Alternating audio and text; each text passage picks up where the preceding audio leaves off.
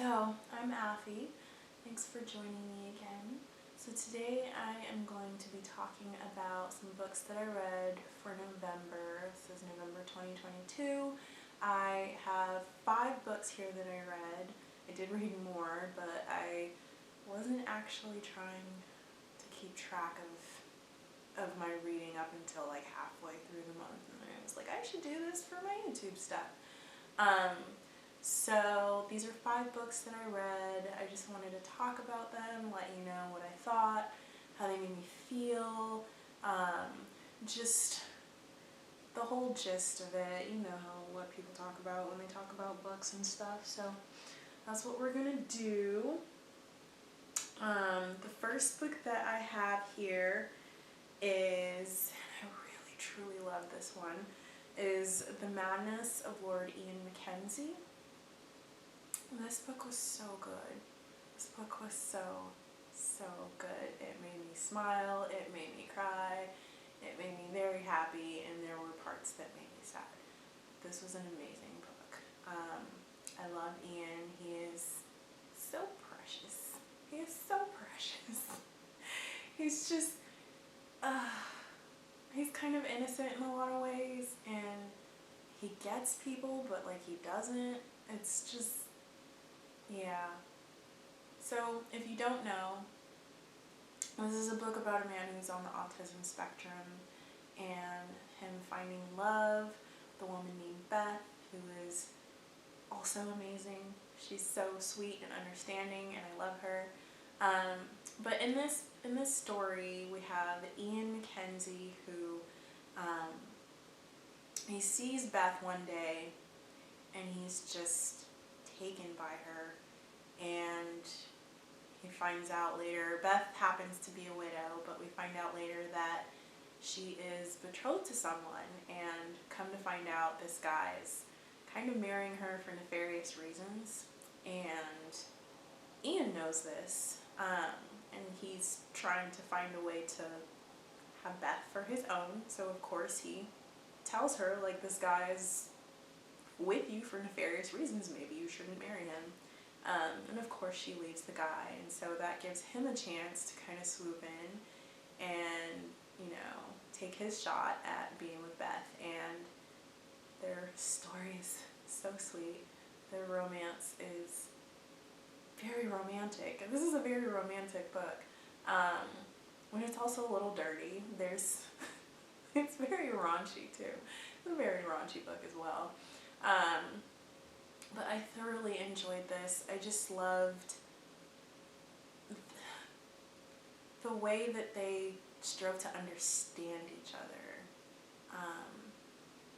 You know, in a situation where, especially during a time when people were not understanding, they just thought he was odd. That's why they said the madness of Lord Ian, because people thought he was mad.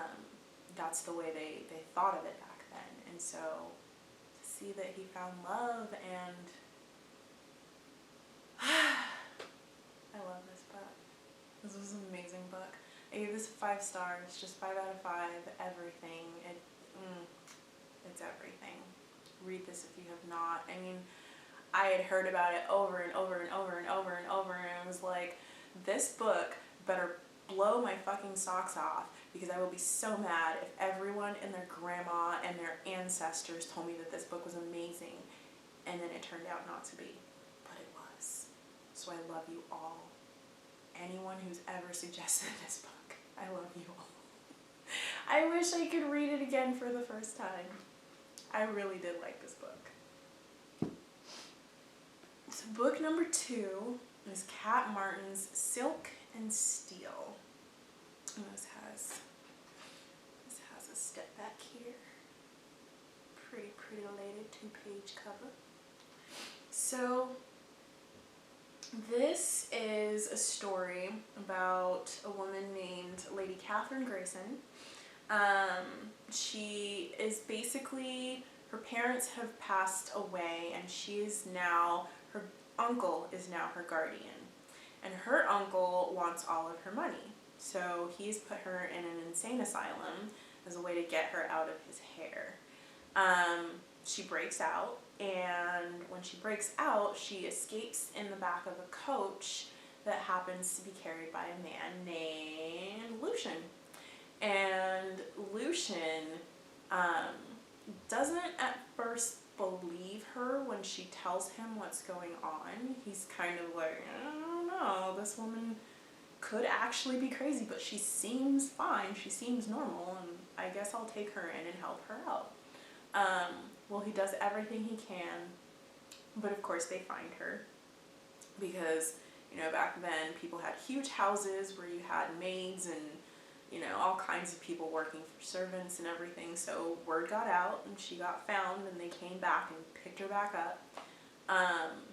And so he has to figure out what he's going to do, how he's going to get her out, and this is a really, really good book. It was very plot heavy. There's a lot of plot. Like there's things I could tell you, and there'd still be even way more left of the book. Like I could tell you 50% of the book, and there'd be like a shit ton of other stuff going on in the book. Like there's so much happening in this book.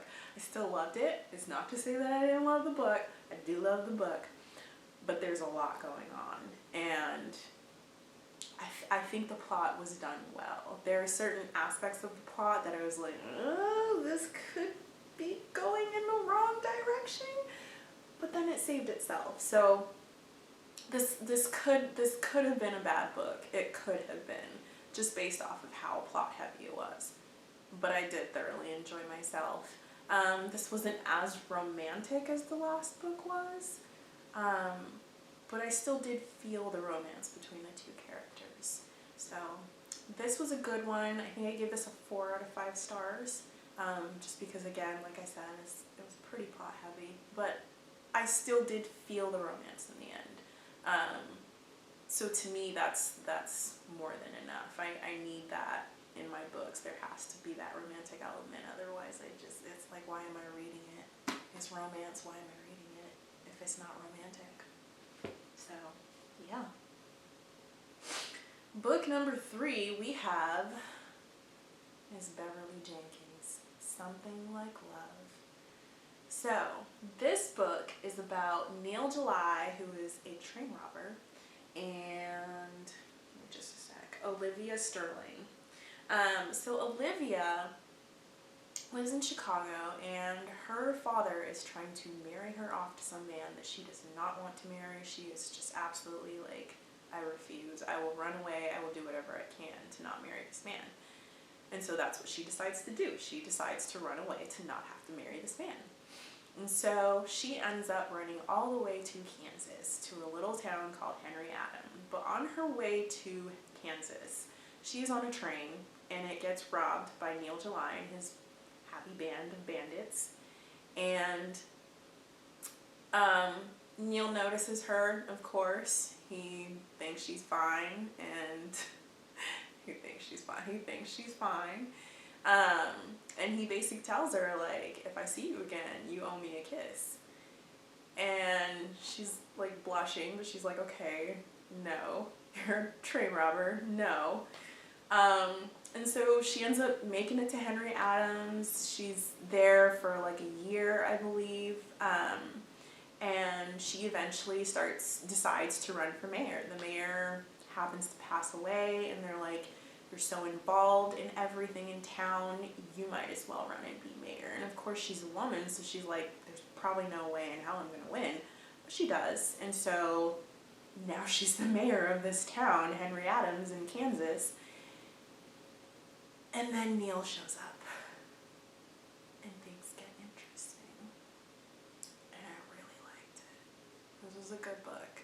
Beverly Jenkins books are generally always good, but I will say the book I read previous to this was The Taming of Jessie Rose, and I did not like it, and I did DNF it, which is the first time I've ever done that with a Beverly Jenkins book. So I was slightly trepidatious when I picked this one up, because I was like, okay, now that I know that there are Beverly Jenkins books that can disappoint me, I was slightly worried, but this one was good. This one was worth it. I think I gave this a 4 out of 5. You should go check it out.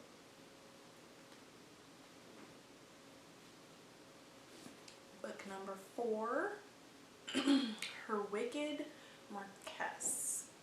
Marquess or Marquess? Marquess. By Stacy Reid. This is by Stacy Reid. This book, I really, really, really, really, really, really, really, really, really, really, really love this book. Like, I really love it. This book, to me, is probably one of the most romantic books I've read. And I say that because there's so much chance to get to know the characters and for them to get to know each other. So the way this book's premise goes is that, oh gosh, I always forget the character's name right before. So Marianne is betrothed to some guy that her dad knows, and this guy is just a piece of work. He's not a cool guy at all. He's a piece of work, I'll just say that. So she really doesn't want to marry this guy, and she's trying to figure out kind of what to do, how to get herself out of the situation. So she decides that Nicholas St. Ives, who is the Marquess of Rothbury and a rake, is going to be the one to help her get out of this situation. And the way she decides that is there's a newspaper article saying that he has been, or was seen slipping out of the window of some young woman's house.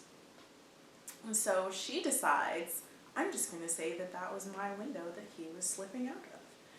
And so she does, thinking that it's going to help her get out of this engagement, but instead he starts showing up in her room.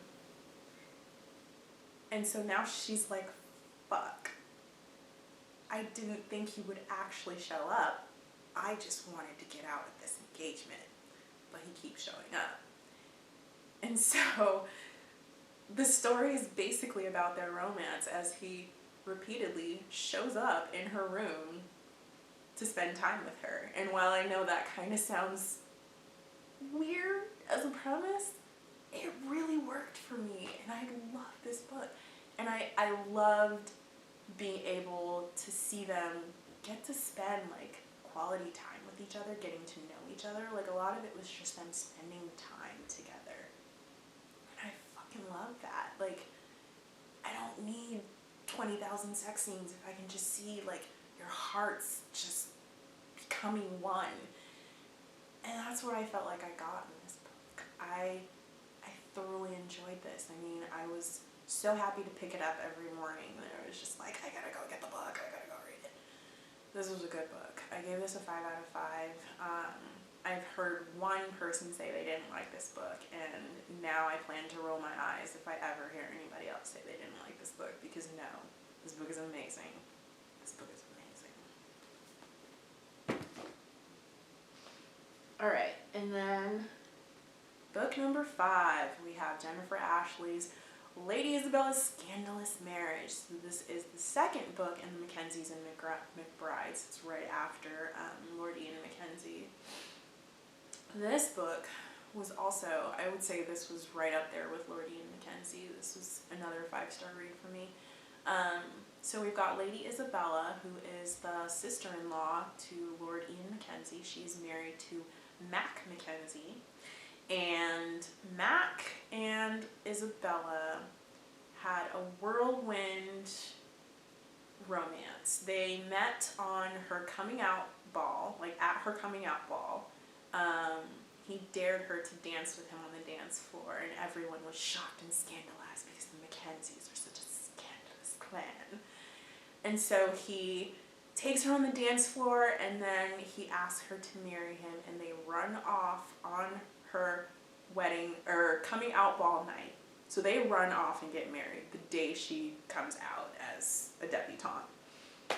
They're gone. She's married. That's it. It's over. There was no courting, nothing. He danced with her. They were good. They were like, let's get married. Her parents obviously disown her. Her father is just pissed to hell and back. And she loses her family. But the Mackenzies have become her family. The Mackenzies are a very tight-knit clan. They love her to death. So when she and Mac, after 3 years of being married, things start to really fall apart. Mac is like drinking a lot, he's going out and partying, he'll leave for sometimes weeks on end and not say where he's going. And so finally it gets to a point where Isabella's like, I can't do this anymore. So she leaves him. She leaves him, and for 3 years they do not see each other. And then one day, they're in Paris, and she walks up into his apartment, and she's like, hey Mac, just want to let you know, somebody's out here taking your art and copying it. Like, you've got somebody actually forging your art, because Mac is an artist. And he's just like, I don't care, it's art, it's whatever, I only do it for fun. But that whole storyline turns into a whole murder mystery. So it leads to them talking again. You know, she comes with this information for him, and he takes it as an opportunity. He's like, look, now that you're here, I just want to let you know, I'm going to do whatever it takes to get you back. And I mean that with all my heart. And she's like, all right, yeah, okay, whatever, sure. And he's like, no, I'm dead serious. I will win you back. And so that's what he does. He literally puts in as much work and effort as he can into getting this woman back. And it is so sweet. Mac is so nice. I like him a lot. He's a wonderful character. He's a very flawed character, but you can tell that he truly loves Isabella. And Isabella, for all her flaws, loves him. And I sometimes am like, I know he's amazing, but like, why? He's a mess. He's an artist. He's a mess sometimes. But they truly do have a deep, loving affection for each other, and you can feel it. You can just feel it in the pages, and I love their love. I love their love, and I loved watching them come back together.